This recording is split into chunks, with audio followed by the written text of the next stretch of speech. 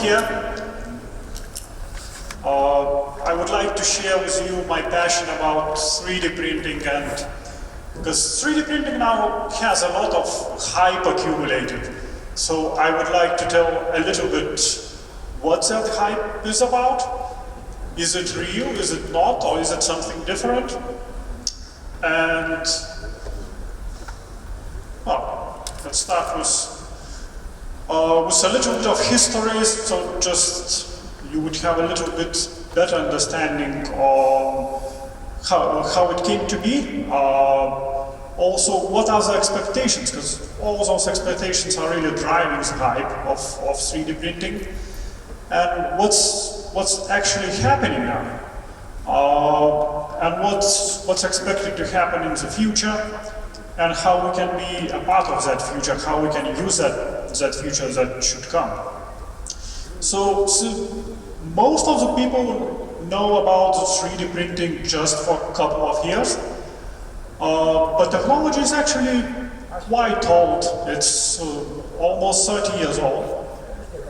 And it was invented by Chuck Hull, who then founded one of the biggest 3D printing companies in the world now.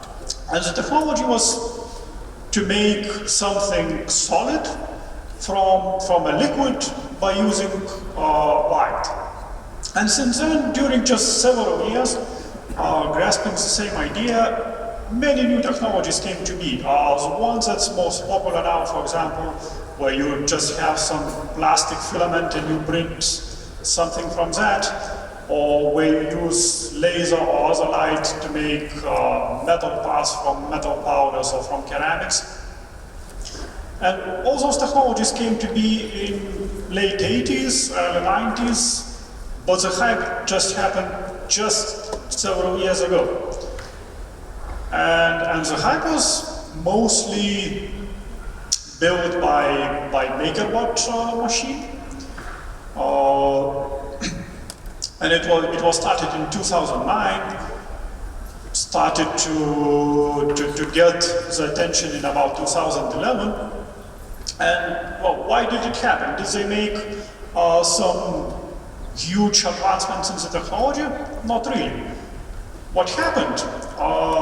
Many of the new companies who brought the 3D printing to end users or to wider public were founded in 2009, when major patents for the cheapest technology expired. So then they started to build the companies, and then from there it went wild, because here you can see the number of searches happening in Google when looking for 3D printing or additive manufacturing, which is more engineering way to say what the 3D printing. So what's driving all that attention and all that hype? So what's driving that? It's real high expectations, because 3D printing is basically your wildest sci-fi dreams coming true. When you are looking at Star Trek or some other movies, and you see things just being built out of nothing, right in front of you, some amazing new stuff. And well, expectations for the 3D printing now are really high. And for example, how many of you heard in an argument about piracy that, well, you wouldn't download a car, would you? With 3D printing, challenge is accepted. Because just last year, over all the news, and it was also in the main news in Lithuania as well, widely accessed that there was the first 3D printed car in the world during one trade show in USA. Just several weeks ago, we had the first 3D printed guided missile. So very, very complex stuff. Now it, at least according to what we hear, it can be printed right in the field where army needs it. So the expectation is that we can build quite complex things easily and out of nothing. Like just simple example here, where it looks like a toy, but if you think about it, it must be rubber for the wheels, it must be plastic, it must be moving, it must be some metal parts. But reality, comparing to what you can get reading all the marketing news, is it looks the same, but it's only the same plastic with some pigmentation for different colors. And if you go to that 3D printed car, it's the same, just on the bigger level, where the bodies are 3D printed, but all the electronics, all the mechanics, or more advanced mechanics are built somewhere else in regular ways and put into that body. Same as with the missile, where just some plastic fins were printed and some easy to build parts. So, for example, in the end user market, where the 3D printing, what becomes of it, most of the time is just printing of some trinkets, and it's only that much of Yoda heads that you can print and put on the shelves at your home. So is 3D printing a bust? Well, no. And let me tell you a little bit why not. First, let's take up let's see what experts are saying, and that's the report of Bokler's associate. They are doing the market research and looking into the future of 3D printing for 20 years now. Was most acknowledged experts. And in 2013, they said that it will be a healthy growth. In 2020, we will have about 10 billion market of 3D printing. This year, several months ago, they released a new report. And well, it still goes, even with all the rumblings we see in the 3D printing, that it not comes to the expectation. They prognose it much better, because over the last couple of years it really went wild, but it not only went wild in the consumer 3D printing, which is mostly seen, but also in industry, where it's starting to be really widely accepted. For example, metal additive manufacturing or 3D printing machines doubled last year in sales, and the limiting factor of the sales was ability for manufacturers to really make the machines. So that's a very unusual limitation to have in the market. And if we compare, for example, end-user 3D printers, which you put at home or at school or in university, they cost a couple €100 to a couple €1,000. Those machines cost about, starting from a couple €100,000 to over $1 million. So that's huge changes happening, and manufacturing is investing a lot into that. So why are they doing that? Well, one example would be made by General Electric. So again, billion company working in various fields.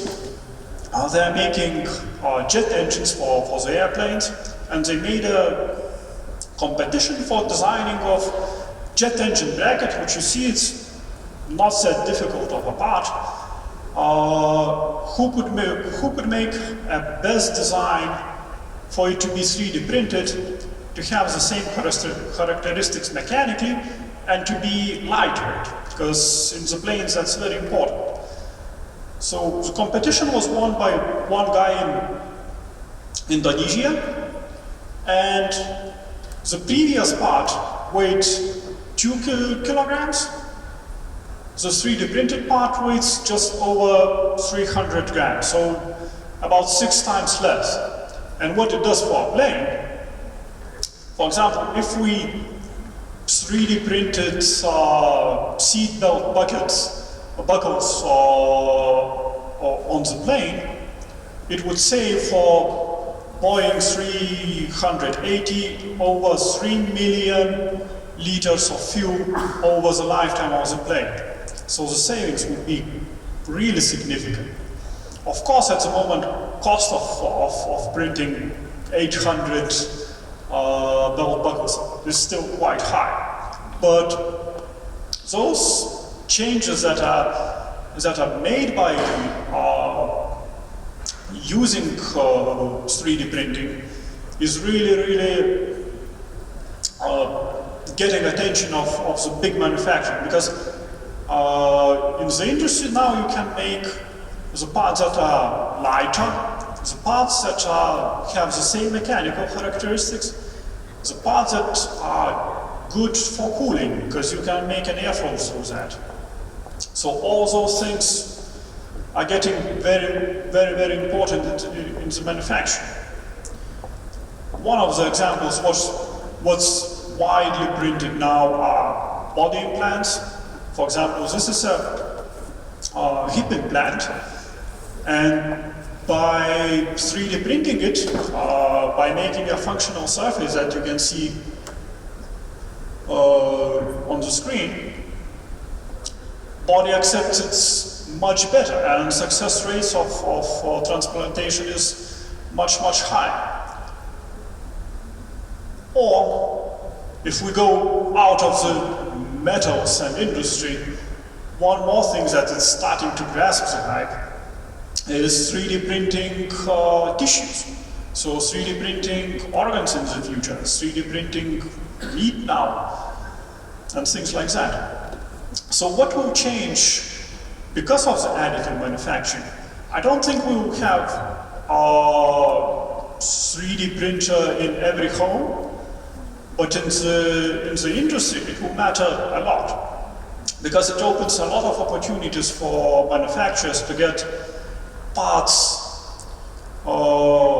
better parts, and get them faster, because while printing them is not as fast as manufacturing in usual way, but when you need just one part, you can get it much quicker.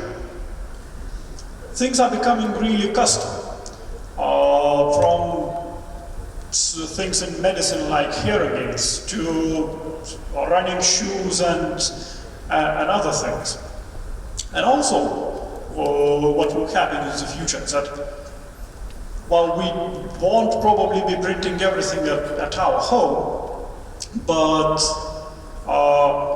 we will have things made to order. So we order something and it comes from huge 3D printing factories.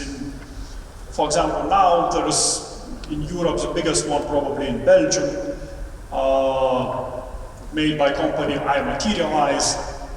Also, there are Shapeways factories in US. So we'll see a lot of that coming into the logistics of the manufacturing. So what do we need to be a part of it and to be successful in that market? Firstly, we need to educate. We need to develop creativity for all those new rules in manufacturing that 3D printing brings. Also, we need to make hardware faster, because still 3D printing is quite a slow process. And here's a picture made by company Carbon 3D, which also are grasping a lot of attention now. Just last week or a week before, they gathered another round of $100 million in investment, because they show the technology how to do 3D printing faster, and faster by 10 or 50 times. So that would also bring a lot of changes. We also need to implement changes into how we design parts and how we make them easy to manufacture. So it would be shorter process here. So the final thing, this is a chart made by Gartner about many of the high-tech technologies, and they call it well, basically a hype curve. And once you get on the top, you grasp a lot of attention, but usually expectations are not fulfilled. And you go down, but then the real use of technology starts. So 3D printing, kinds of 3D printing are now in all stages there. It's accepted in manufacturing.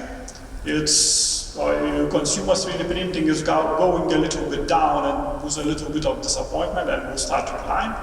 And we have bioprinting, which is now still just starting. So while the future is not necessarily will be what you could expect just by looking at the popular media, but for additive manufacturing and what it brings, it's really, really exciting. Thank you for your time. Okay, we still have 1 minute left, so we can go for a couple of questions, or at least one question. Could you please raise your hand, say who you are, and ask the question? Yeah, please. I just want to ask you, do we have in Lithuania some companies that really do 3D printing and export them to abroad? We have some companies that are doing, that are using already existing machines that are doing 3D printing. Of that, I know probably more than 10. There are at least one, and it might be actually more startups creating 3D printing machines, 3D printing tools. And also, for example, our company, we make software for 3D printing or additive manufacturing. So there are some movement, though I don't see it being very active at the moment.